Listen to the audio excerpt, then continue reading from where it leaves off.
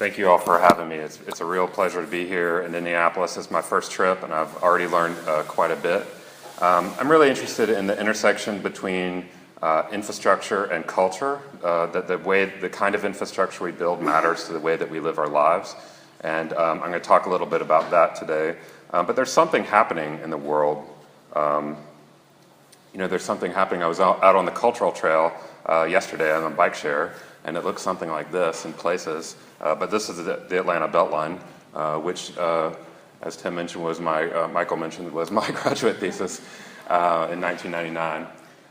And now it's sort of coming to life, and we're only in the early stages of implementation, but already it's changing the way that people live their lives in Atlanta, and changing the way, importantly, changing the way that people think about Atlanta. So hopefully you'll be able to stop by next time you're in town. It was just a few years ago that it looked like this, an abandoned railroad.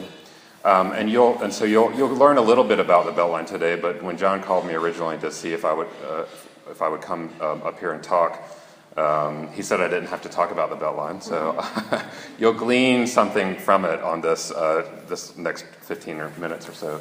But I'm going to talk about some other things.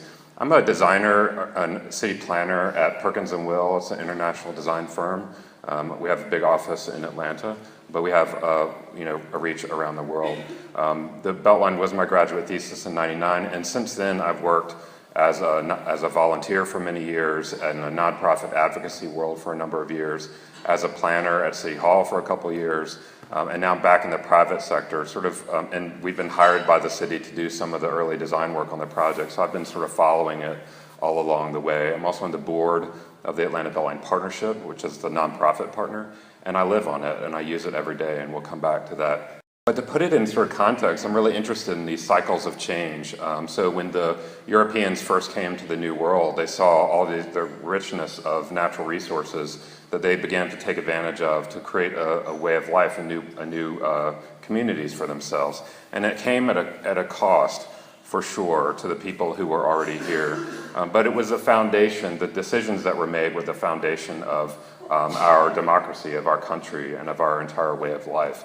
And those canals, the harbors, the trails and roadways, those were not only infrastructure, but they were the formations of a new way of life for the country. With the success of all the, taking advantage of all the resources that the New World had to bear, we began to build the great cities of this country through industrialization. This is Cleveland, one of the powerhouses of industrialization in our country's history, but also small towns. This is Valdosta, Georgia, where the entire state was opened up by rail, connecting the harbor cities on the coast up into the mountains to access the bounty of the Tennessee and Ohio River valleys by rail.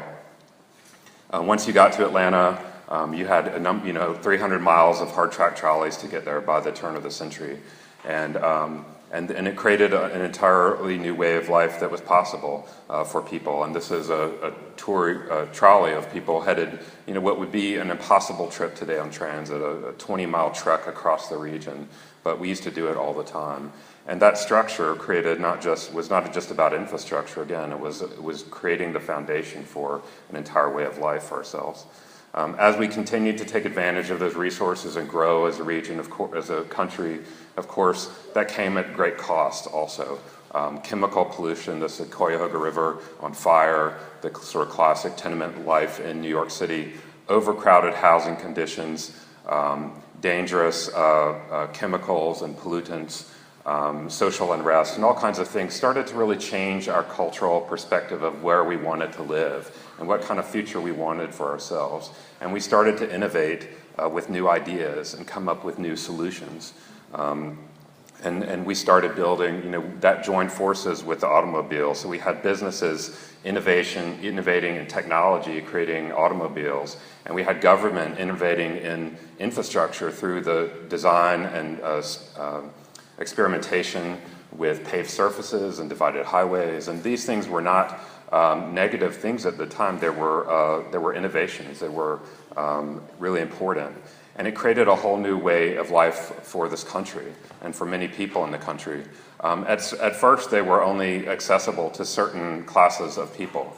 Not everybody could enjoy this new American dream that was emerging. But now, thanks to this the advancement of civil rights, of course, this dream is available to anyone who wants it, including, and it's part of many of our life stories, our families. This is my grandparents when they married in 1941 in Alexandria, Louisiana. They moved to the outskirts of town to live in one of these sort of classic images of Americana.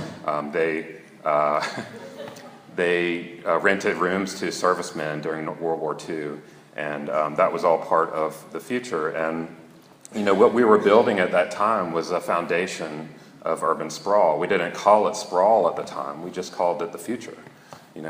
And it was a really amazing time, and it was very visionary in many ways. And you can't extract the sort of downside of it and the negative qualities from the positive. And it was all very mixed up. At the very same time, science was curing disease and lifting us to the moon, and the sexual revolution was breaking down barriers, and the civil rights movement was advancing towards the fulfillment of our nation's promise. All these things were happening at the same time we were building this new infrastructure for this fantastic new way of life for ourselves that lifted millions of people to economic prosperity, including my own family, who moved from Louisiana to Metro Atlanta to take advantage of the booming economy in the 1970s that was being lifted by these very highways. My dad, we bought a house in a neighborhood that was incentivized by the construction of the perimeter highway around the region. My dad took a job at an engineering company designing pump stations and wastewater treatment plants to support the sprawling economy of the region. And in the process, not just in Atlanta, but here in Indianapolis and across the country, we built an entirely new way of life for ourselves that was fundamentally different from our past, but highly successful in many metrics. And so we were not only creating a new infrastructure for this way of life, though, we were also creating a new way of life for ourselves, and that affects our economy and our health and everything else. Of course, that bright spot and the bright vision has turned a little bleak these days, and we can see the downside of what we have created. And most people, certainly in Metro Atlanta, this is the view for a couple of hours a day. And the onslaught of the 20th century, the impact of those decisions that we made about that form sprawl had a lot of negative consequences, not only for the classic stories of center cities like Detroit, but also for the suburbs of places as successful as Atlanta. This is the shopping center where I grew up. And when I was a kid, it was full of stores, and today it sits virtually empty, left behind the wake of urban sprawl. The environmental conditions, the health conditions, the social isolation, the political isolation are really important and impacts of the way that we've been living our lives and constructing our lives for the last 60 years. So you can start to see the cycle of change where our cultural momentum, what we want out of our lives, is affected by the places that we live and the decisions that we've made. And then we start to change the way that we think about things. We start to do things differently. And it affects this really exciting kind of a cycle of physical, political, and social cultural change. And that's kind of the space that the Atlanta Beltline Project has emerged from, where after 2 decades of losing a fifth of its population, by the end of the 1990s, the city of Atlanta, the urban core, which is only a tenth of the regional population, had stabilized and was starting to grow again. But it was there were wide open places left behind like this.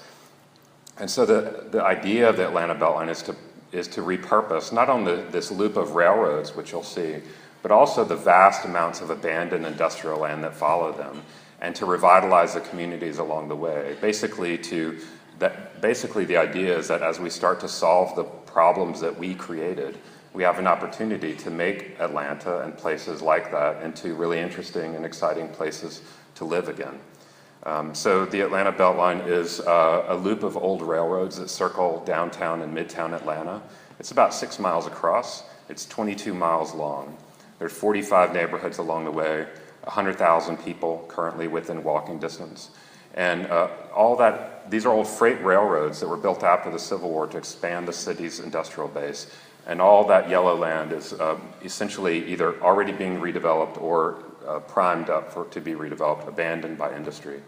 And it's changing the face of the city in a really profound kind of way, and generally positive kind of way. And this is the short version, but with today, fast forward, with $350 million spent to date on land acquisition, parks and trails, we've seen over $1 billion of private sector economic growth in the corridor. The idea started with transit on the top, transportation, transit line and a trail, all the full 22-mile loop. Economic development, both in the communities that are already seeing it, but also in the communities that hadn't seen any new investment for 40 years, and connectivity to green space. We made this amazing grassroots movement of community activists, developers, and environmental groups who all wanted the same thing, and the idea exploded to include 1,400 acres of new parks, the largest affordable housing initiative the city's ever undertaken, community stabilization efforts, a 22-mile arboretum, public art and preservation, public health initiatives, environmental cleanup, and all kinds of things. And the idea continues to expand well beyond what we ever imagined it could ever be. And so it has allowed us to take this old railroad and convert it into this trail, which is just the very beginning of our implementation today. But it's important to note that this is not just about infrastructure, it's about creating a whole new way of life for ourselves. And what's cool about the Beltline, I think, and what I wanted to really share with you today, is that it's kind of amazing that in Atlanta we're doing this, but across the country and across the world, other people are doing similar things within the same general time frame. There's this emerging movement of this idea of a new kind of infrastructure for a new way of life. If you took a bunch of them and scattered them on the page, they might look something like that. You can see the cultural trail sort of right there in the middle at the left. When I was in college, I spent a year abroad in Paris, and I didn't really think that much about this old elevated railroad that I walked underneath every day. But I went back a few years later and it had been transformed into the Viaduc des Arcs and above the Promenade Plantée, a linear greenway for 3 miles through the heart of Paris. It was the inspiration for the High Line in New York, which you might be familiar with, which itself has spawned the 606 in Chicago, the Rail Park in Philadelphia. The Arbutus Corridor in Vancouver is just starting to imagine what it might become one day. I was in Toronto in July and saw the Green Line, a power line easement that's being transformed into a greenway with community gardens and all kinds of other things. This is an old railroad in Minneapolis that, like the Beltline, has a trail built for much of it, but the transit is coming on the left. It will also include a transit line. Similarly, in Detroit, the DeQuinder Cut Greenway Trail and future transit. In Salt Lake City, they've already built the transit for this short section, 2 miles of the S line through Sugar House. In Houston, you can imagine that no longer railroads, but industrialized waterways are part of the same story. And Buffalo Bayou is transforming downtown Houston and creating an entirely new way of life for the center city, but it's inspired 9 other bayous across the region to similarly pass a referendum to support their transformation. I'm in love with the Los Angeles River. I mean, who even knew LA had a river, except every post-apocalyptic movie coming out of Hollywood. But there's been a grassroots movement since the 80s to make it into some kind of river again, and this project, I swear to you, is going to not only transform the physical form of Los Angeles, but change the way that we think about Los Angeles and what our expectations are for that city and what our expectations are for our own cities and our own future. The new mayor is taking it as his signature element of a new future for the city, which is really just amazing. Going forward into roads, this is the East River Blueway in New York, which is not only a waterfront and a greenway trail, but also embracing the elevated FDR, not tearing it down, but like making it into something else. It'll still be a highway, but it could also contribute better to more life-affirming kind of infrastructure. In Toronto, they're looking at the Gardiner Expressway. In Memphis, this is a railroad that's sort of cantilevered off the side of a railroad bridge over the Mississippi River. And of course, in here in Indianapolis, you're not waiting, you just went ahead and built it. And no, right. It's truly amazing, and I want to just use it to emphasize that you're not only building new infrastructure, you're creating a whole new way of life for yourselves in a really beautiful and positive way. So I want to just try to end on extracting a few ideas about this as you start to think about what's the next project, what else are you going to do here, because it's going to be more, and the cultural trail is going to grow to become more than you ever imagined it would be. And so there's 8 sort of things, and I'm going to go through them quickly because I don't have any time. But one is that all these projects, the most successful ones, they think really big. They have strength and a really clear, bold, yet realizable vision. They include others. They cultivate inherently, intuitively, their co-ownership of multidimensional kinds of ideas. They're not one-off things. They're lots of things. They promote authenticity, so they're about the place that they are. Atlanta's a railroad town. Here we are repurposing our railroads for a new future. LA is on the river. That's why it exists, and here it is a signature part of its future. These projects compel change. They are not the change themselves necessarily, but they compel other people to come in and act and change. They incentivize the private market to create places that people want to live. They inspire life, and the best designed ones, and certainly yours is an example that really triumphs with really great design. They stay focused and they put the technical work, the funding and politics, all that comes in service to the idea, not the other way around, and it's really important to keep focused. You emphasize people, both in the beginning and all the way through implementation. It's really about people and building our lives, not about the infrastructure.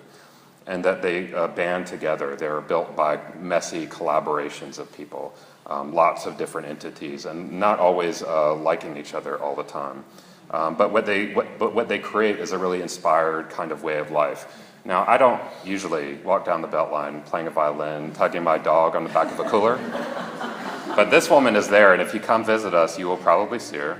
And the New York Times writes about her, and it's really awesome that when they come and anybody comes to look and see what we're doing in Atlanta, they're talking about 22 miles and transit and trails, but they're also focused on how it's transforming our lives. And it is. It's not only transforming her life, but mine as well. I talk like this all over the country and get to learn from you and what you're doing here, and that helps our work. But also this is taking my daughter on her Girl Scout troop on a ride along the Beltline, and they're shaping their minds around this idea. My morning commute is faster than driving. My dog's last walk was on the Beltline. And I had this exhilarating walk in the rain after a couple beers in the middle of the night one night. And when you guys were making fun of us a few months ago about our snowpocalypse, I was just fine. I was just learning how ice really jams up your fenders. I didn't know that. But I'm watching all these people, and what it's cool is that you can see people exercising, which is a big part of it. You can see people commuting, which is another big part of it. But you can also see people living out their lives and meeting their friends and going for a drink and doing things that people do, contributing to the life of the city in every season. The Lantern Parade is a great example. This is the kind of parade that you participate in, not the kind that you watch. You literally make your own parade and walk it. The first year there were 400 people. The second year there were 600 people. The third year there were 1,200 people. Last September there were 12,000 people out there. It shows a pent-up demand for cultural events and social connectivity that this infrastructure actually provides a conduit for. And the next Lantern Parade is in 2 weeks, the first Saturday of September. You should come down for it. We don't know how many thousands of people there are going to be. But the coolest thing is that my daughter here on the right, her worldview is being shaped by the Beltline in the same way that my worldview was shaped by our perimeter highway. And of course we ride our bikes to get to dinner. Of course I ride my bike to school. Of course these things happen. That's the way that it happens. That's really awesome. But it's not just us thinking that. This is Dr. Dick Jackson from UCLA and former head of the Center for Environmental Health at the CDC, who says that the Beltline, he says this all the time, the Beltline does more for public health than any doctor can do with any sort of prescription. I met this woman a few months ago on the unbuilt section of the Beltline. She was excited about it coming because she has a new fashion business, and it's going to lift the economy of her community to support her business and her family. And when Secretary Fox from USDOT came down to talk about the Beltline a few months ago, he didn't call it a great way to move from point A to point B. He called it a ladder of opportunity, a game changer for the city. And this is a new park that actually is also a stormwater facility. It protects downstream land from flooding so that it can be redeveloped. And when Gwen Keyes-Fleming, who's the chief of staff at EPA and from Atlanta, talks about the project, she talks about not only cleaning up these contaminated industrial blights that have been damaging communities for generations, but that then we're taking that land and making it into thriving, active neighborhood assets. So I know I'm late, but I'll close with this image and this idea. This is what the project looked like a couple of years ago. This is basically what it looks like today. My kids are riding their bike ahead of me, and I'm back here trying to take a picture with my phone, not have a wreck. And I got back home, I was sort of flipping through, and I decided that this was my favorite picture I've ever taken on the Beltline in 15 years of working on this project. And it's not because it's a beautiful day, and the trail is mobbed with people smiling, literally, because they're having such a great time. It's because this woman right here with the red hair, she's carrying her groceries. And in the process, she's validating everything we always said that the project would do, that it's changing the way that we live our lives in Atlanta. And it's not even done. The trail isn't even done. The running shoulder isn't done. The landscape's not in. The stairs and ramps are not all built. The train's not there.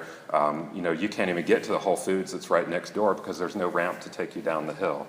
And all of this change is happening anyway. Imagine what it will be like when it does. So thank you all for having me.